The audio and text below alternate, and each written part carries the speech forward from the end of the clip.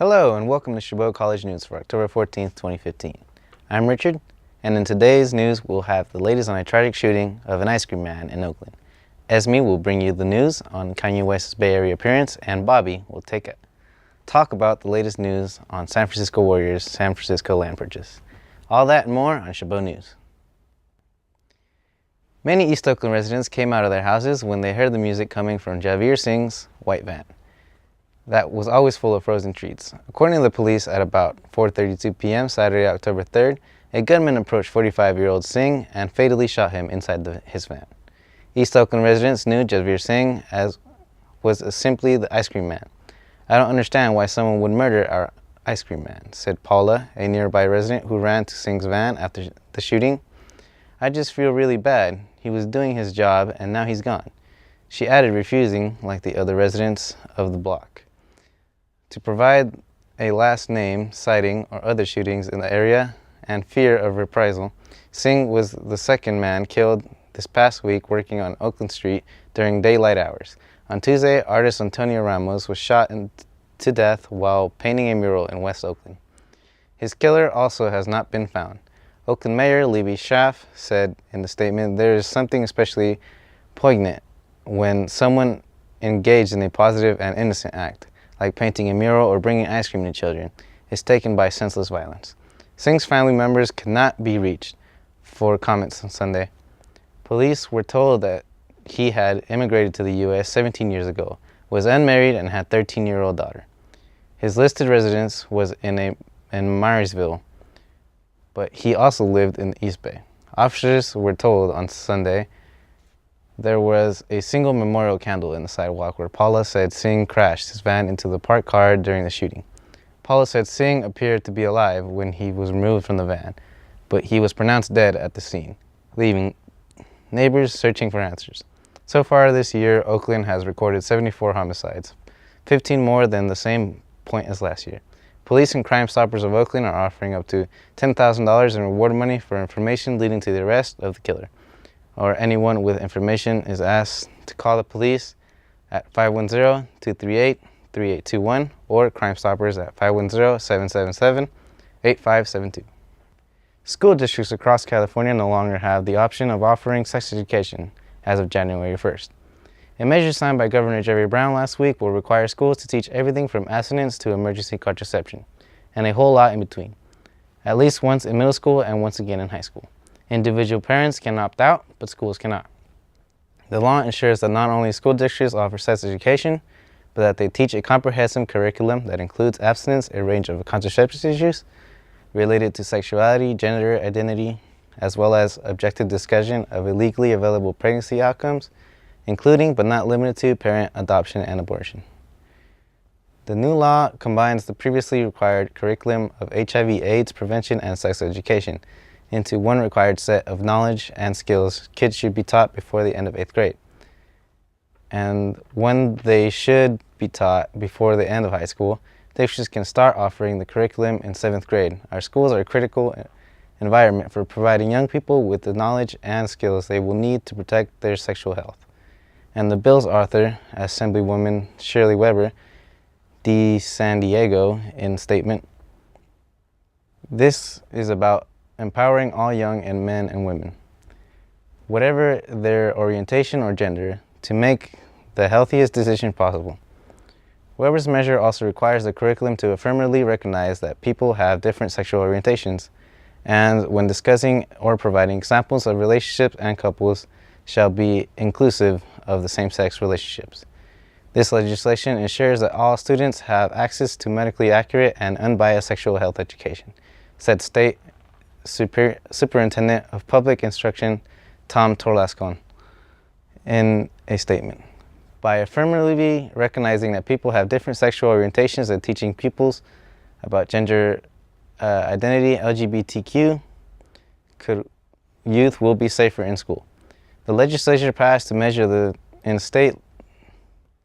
late September, largely along party lines, and the governor signed it Thursday with little fanfare or immediate controversy. Still, there were outspoken critics of the law Monday. School districts now have no choice based on their own community attitudes, whether sex education is appropriate and a degree of sex is appropriate, said Brad Dacus, an attorney and president with Pacific Justice Institute, which focus on cases related to religious freedom and parental rights. The law requires districts to communicate how successfully treated HIV-positive people can have normal life expectancy, which offers a positive spin on AIDS, Dacus said. At no time should politically agendas shortchange a straightforward and truthful education, he said. The controversial provisions, without question, make this legislation a huge mistake for the health and safety and balanced truth that is needed for students in our public schools. You may have noticed the motorcade and the line and protest outside the Warfield Theater Saturday for the DNC fundraiser featuring President Obama and Kanye West. Oakland Mayor Libby Schaaf also gave her opening remarks. And some of the Golden State Warriors were also there too. And in his remarks, the president made a number of jokes about Kanye's supposed political aspirations, saying, "You may have heard of this. Kanye's thinking about running for the Speaker of the House. It couldn't get any stranger." The fundraiser was attended by nearly 2,000 people and who paid between $100 and $10,000 to attend. The president also talked about Kanye, saying at the MTV Awards that he planned to run for president in 2020, which may or may not have been some rambling. Wife Kim Kardashian recently said of that idea, "It was news to me." SF Gate has the full transcript of the president's remarks via the White House, and the SFS posted video from the event earlier. President Obama continued his California fundraising tour with 3 more events in Los Angeles, including one at the home of J.J. Abrams, as ABC7 reports. Kanye and Kim met up with Serena Williams and SF as soon as they got off the plane.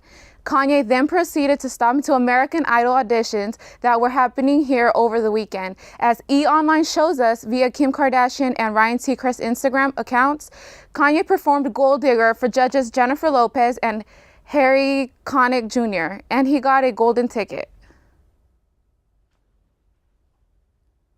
Selena Gomez knew her album cover in which she poses topless would make a splash. The pop star explained to Refinery29 that the sexy snaps she took for her album Revival are all part of the journey into adulthood.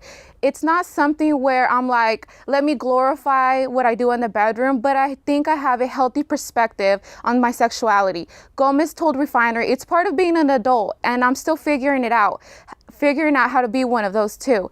Though, like Miley Cyrus and Demi Lovato, Gomez is a Disney alumni. She insisted the famous child stars turned pop stars are all different. Everyone has found their identity in a really interesting way, she says, of Lovato and Cyrus. "We didn't come out as these robots that looked and dressed the same. We had to go through our own stuff. At the end of the day, it's respecting every female artist's choice in how she expresses herself, because that's what she wants.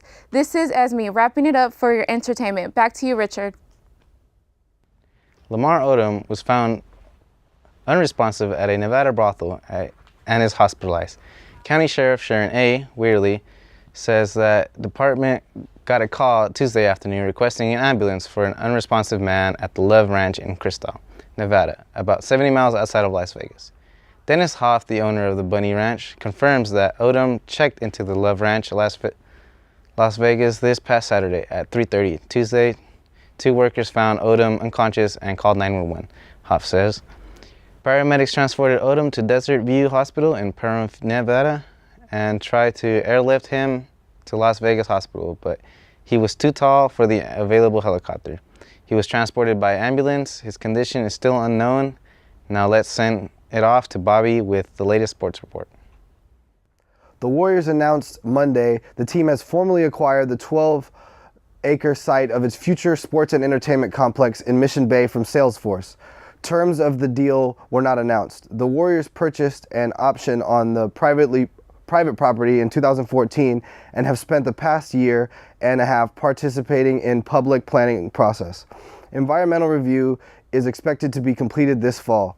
The team plans to open the new arena in time for the 2018-2019 NBA season. The Warriors are making an unprecedented $1 billion plus investment in San Francisco. President and COO of the Warriors, Rick Welts, said, "We're the only sports team in America doing this with private funds and on private land with no public subsidy. The arena is being built on major metro rail lines with easy access to BART and other transit options. The project will generate $40 million for transit improvements and adds millions to city coffers annually.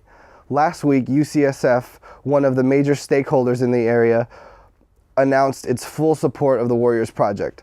Also on Thursday, the Mission Bay Citizens Advisory Committee, which was tasked with vetting the Warriors' plans, voted unanimously to endorse the project. The land in Mission Bay, a vacant lot on former redevelopment area, has been slated for development for nearly 20 years.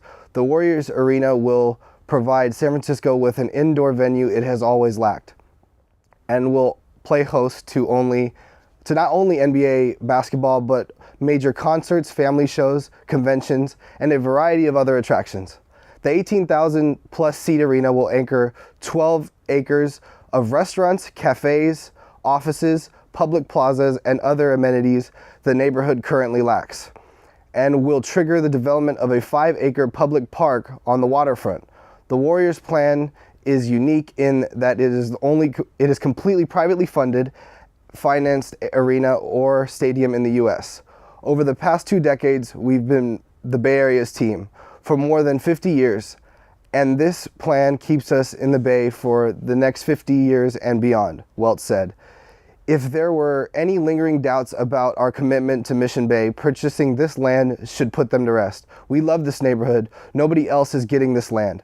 The Warriors first arrived in San Francisco from Philadelphia in 1962 and played their first 9 seasons in the city by the Bay before moving to Oakland.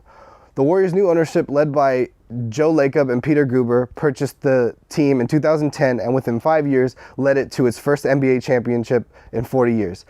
Let's head down south, or head down 880 on the latest on the Sharks.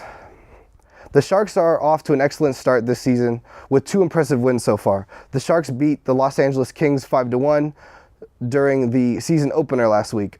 Center Joe Pavelski was the top performer with 1 goal and 2 assists. Then the Sharks beat the Anaheim Ducks in the Shark Tank last Saturday with a score of 2-0. Center Patrick Marleau scored both of the team's goals and helped this team earn its 2nd consecutive win. Goalie Martin Jones has also been impressive by saving 46 out of 47 of the opposing team's shots. The Sharks are having a 4-game road trip this week, and we must see whether the momentum from these 2 games will carry over. That's it for sports. Back to you, Richard. A San Francisco man who impersonated a doctor was convicted of 33 felonies on Wednesday, including sexually assaulting a patient and performing fraudulent medical procedures. According to the district attorney's office, 53-year-old Carlos Guzman Garza took the identity of a plastic surgeon at Derma Clinic on Mission Street in San Francisco. Prosecutors say that he used his appearance as a way to sexually assault sedated patients and perform unlawful surgeries. Many victims stated that Guzman gave them pills and then assaulted them. One of them said that he would say the assault was a necessary part of the procedure, according to prosecutors. 10 victims testified against Guzman during the trial, 9 of whom he stole the identity of the final victim.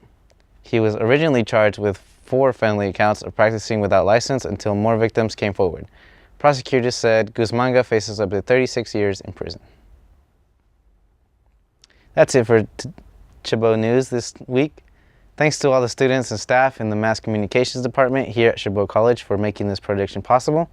You can watch us at any time online at chabottv.net.